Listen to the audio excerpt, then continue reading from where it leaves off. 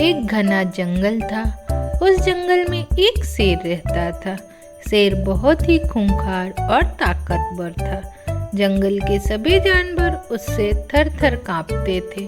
उसी जंगल में एक लोमड़ी रहती थी। लोमड़ी बहुत चालाक थी। एक बार लोमड़ी जंगल में अपना शिकार तलाश रही थी कि अचानक ही शेर उसके सामने आ गया और उसने लोमड़ी पर हमला कर उसे दबोच लिया।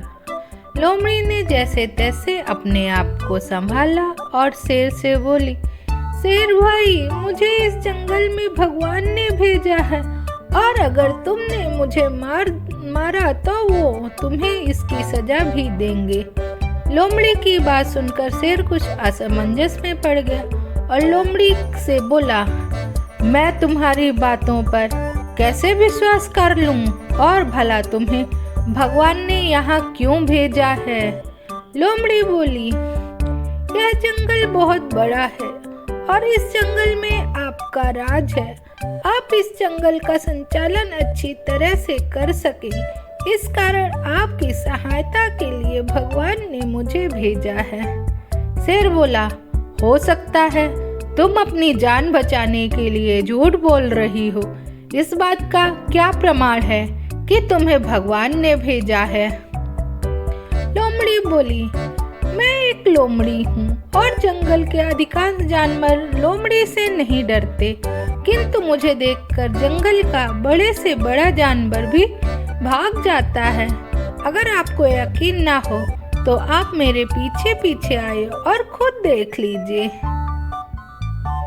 शेर लोमड़ी की बातों पर यकीन कर उसके पीछे पीछे चलने लगा और जैसे ही कोई जानवर मिलता वो लोमड़ी को देखकर भाग जाता। अब शेर को यकीन हो गया कि इस लोमड़ी को भगवान ने ही भेजा है। असल में हुआ यह कि लोमड़ी के पीछे शेर था।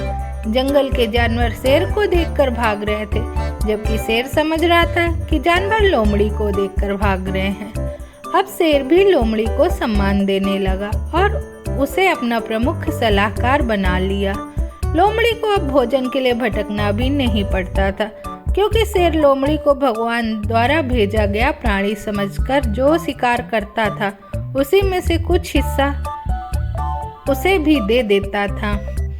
इस प्रकार लोमड़ी अपनी चालाकी से न सिर्फ अपनी जान बचाई, अपितु शेर की सलाहकार बनकर आनंद पूर्वक जीवन व्यतीत करने लगी। तो बच्चों, इस कहानी से हमें शिक्षा मिलती है कि बुद्धि का प्रयोग कर बड़ी से बड़ी मुसीबत से बचकर उससे भी लाभ प्राप्त किया जा सकता है।